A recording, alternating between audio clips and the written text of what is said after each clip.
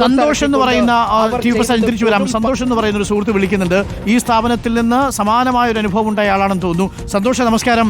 ഈ മുത്തൂറ്റ് ഹൗസിംഗ് ഫിനാൻസിൽ നിന്ന് ഇങ്ങനെ എന്തെങ്കിലും ബുദ്ധിമുട്ട് നേരിടേണ്ടി വന്നിട്ടുണ്ടോ? തീർച്ചയായിട്ടും. എന്താ സംഭവിച്ചത്? ഞങ്ങള് പിന്നെ ഹൗസിംഗ് ലോണല്ല, മൈക്രോ ഫിനാൻസ് ലോണാണ് എടുത്തിട്ടുള്ളത്. അപ്പോ സ്വാഭാവികമായിട്ട് അത് എത്ര അടവ് എത്ര മൊത്തം ടോട്ടൽ അടവ് എത്രയാണ്? 104 അടവാണ് ഞങ്ങൾക്ക് അടയ്ക്കേണ്ടത്. ഓക്കെ.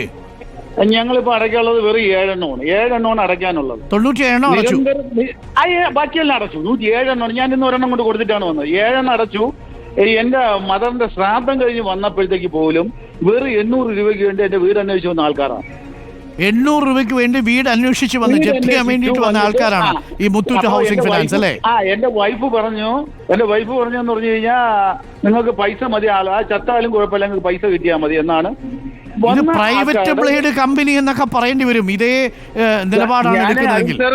അരുൺ സാർ, ഞാനൊരു കാര്യം പറഞ്ഞില്ല. ഇത് ഇവര് മാത്രമല്ല, ബജാജ് ആയാലും ശരി തന്നെ ഇവിടെയുള്ള പേരെടുത്ത് പറയാം, ഒരുപാട് കമ്പനികളുണ്ട്, ഒരുപാട് തട്ടിക്കൂട്ട് കമ്പനികൾ. രണ്ടാമത് ടൈ കെട്ടിയ കുറെ ഗുണ്ടകൾ. ഓക്കെ, എന്തായാലും അത് വളരെ മോശമായ സംഭവമാണ്. ഓക്കെ, എന്തായാലും നിരവധി ആളുകളാണ് ഇപ്പോൾ നമ്മളോട് കോൾ ചെയ്തതും ബന്ധപ്പെടുകയും ചെയ്തത്. Thank you. ഇപ്പോൾ വരുന്നത് മുത്തൂറ്റ് ഹൗസിംഗ് ലിമിറ്റഡ് എന്ന കമ്പനിയാണ്.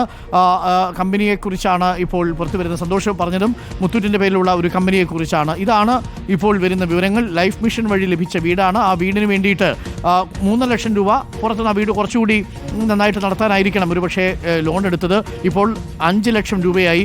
ആ പണം തിരിച്ചടയ്ക്കാമെന്ന് കേന്ദ്ര സഹമന്ത്രി തന്നെ പറഞ്ഞിട്ടും ആ വീട് തുറന്നു കൊടുക്കാൻ ഈ മുത്തൂറ്റ് ഹൗസിംഗ് ഫിനാൻസിലെ ജീവനക്കാർ തയ്യാറാകുന്നില്ല എന്നുള്ളതാണ് ഏറെ ഖേദകരമായ കാര്യം.